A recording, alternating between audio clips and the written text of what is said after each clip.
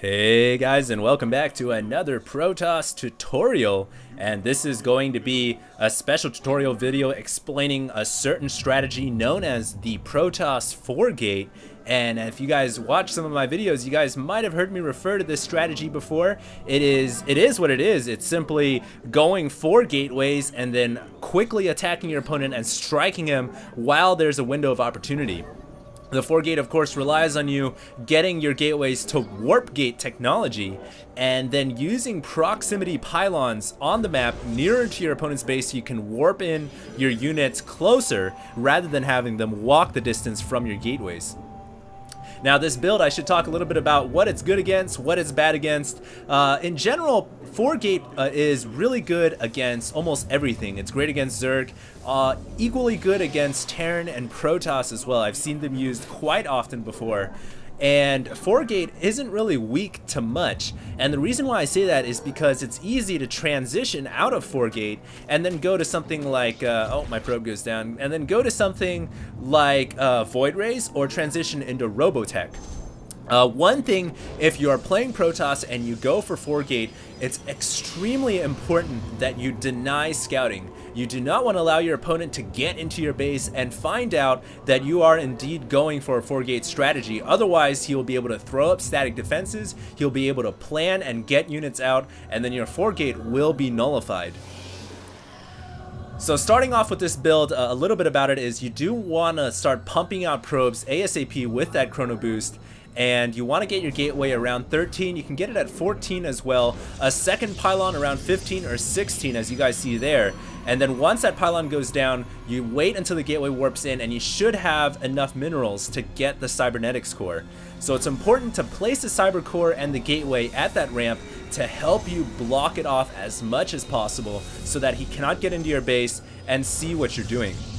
Once the cyber core goes down, you do get one assimilator, and as soon as that warps in, you get your probes on it as soon as possible so that you can get the gas you need to research the warp gate technology and then morph your gateways into warp gates. Now, this build is pretty good at almost any level, I would say, and I kind of hesitated making this video because, in all honesty, a good player or even a bad player can make great use of it. And even at the top level of StarCraft 2 competition, a player of lower skill can actually use the 4-gate and still win the game. So I've seen many times when a gold player will actually take out a platinum player with the 4-gate build order, just because it's so easy to do and it's so hard to stop if you don't scout it out. So you guys can see right there, I did block off my ramp fully, I chased the drone away, so now my Zerg opponent has no idea that I'm going for this 4-gate. I am throwing down 2 more gateways, or 1 more, or something like that right now, and so we're just waiting for me to have enough minerals so I can throw down 3 more gateways total and have 4 in total. Also getting another assimilator somewhere around the 3rd and 4th gate because you will need more gas income if you want to have sentries. Now, one thing about this build is it can be weak if your opponent decides to go, say, some kind of one-base strategy, say like one-base Roach or anything like that. It's really good against Zerg in general, though, if they go for a fast expansion. And because most Zergs do go for a fast expand, that means that you've got this great window of opportunity where they're power droning or they're macroing and they don't have any units where you can attack with the 4-gate. Against Terran, it's pretty good as well because you can break down that building, that wall off with your stalkers, and equally, of course, good against Protoss. So you guys see right here, my opponent isn't the best, but he is playing one-base Roach right now. He does not have a fast expansion, and so my build isn't going to be as good as it could have been because 4-gate excels at breaking a macro player. I mean, if the blue Zerg right now was going for a fast expand, I could probably go in with my 4-gate and crush him. But he's going one-base Roach, so it'll be a little bit more harder. But for the sake of this tutorial, I will attempt to try anyways. Already have my proxy pylon at the center of the map, and then, of course, chrono boosting that warp gate research, and now that it's done, morphing in all my gateways into warp gates and starting to pump as many units as I can. Now here's where it's nice, you can kind of diversify and get whatever unit you like based on what your opponent is getting. And so I saw my opponent was getting a ton of roaches. Here we go, there's a ton of roaches right there. So I'm going to primarily focus on as many stalkers as possible right here. Stalkers, of course, are fairly good against roaches, and unfortunately right now I am slightly supply blocked because he did kill off that pylon. I didn't actually expect him to find that.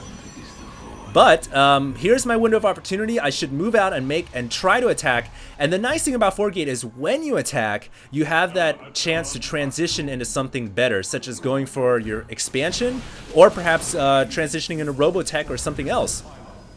So of course, always warping in more units. Unfortunately, he did kill that proxy pylon, and so as you guys can see, that one base roach is very good against the 4-gate, but with micro, you can overcome any situation unless it's like really bad. But with micro, you can overcome the fact that he did go for a good counter build. And so now I have the map control between our two bases, and with these pylons up, I'll be able to start morphing in more units. Of course, getting some sentries because force field is quite good against roaches as well. Now I do have quite a few stalkers in the middle of the field right now, as well as a couple of sentries, and so I'm just massing up and waiting for the right opportune time to attack. And I think I'm just going to get a third sentry and then start making my push in. 3 sentries is a good number because 3 force fields will help you block those roaches off. And here we go. Here's the battle. Going to throw a couple of force fields down. Not the best force field placement, but it is going to prevent those 4 roaches in the back. And of course, I'll be able to warp in more reinforcements by simply pushing W, SSS, waiting for my hotkeys, my cooldown on the warp gates to finish, and warping in more.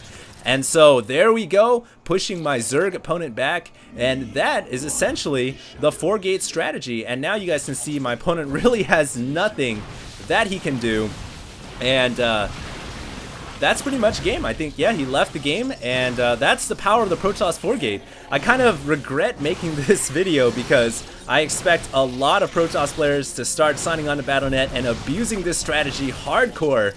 And I can't blame you. It is such an easy strategy to pull off, and it is so good even when your opponent is more skilled than you. So I want to thank you guys for tuning in to that strategy video. Once again, let's go ahead and do a recap of that. You want to get 1 gateway, 1 cybernetics core following the gateway, block off your ramp, prevent scouting, get an assimilator down after the cybernetics core, and then research your warp gate technology, throw down 3 more gateways, morph them all into warp gates, and then push out with proxy pylons to end the game. You should be pushing out around the 7 to 8 minute mark in the game time. So it's about 5 minutes into the game you should be pushing out. So that's pretty much the warp gate strategy, and I hope you guys enjoyed that video guide, and stay tuned for more tutorials as well as more shoutcasts. Thanks a lot for tuning in, and this is HD signing out.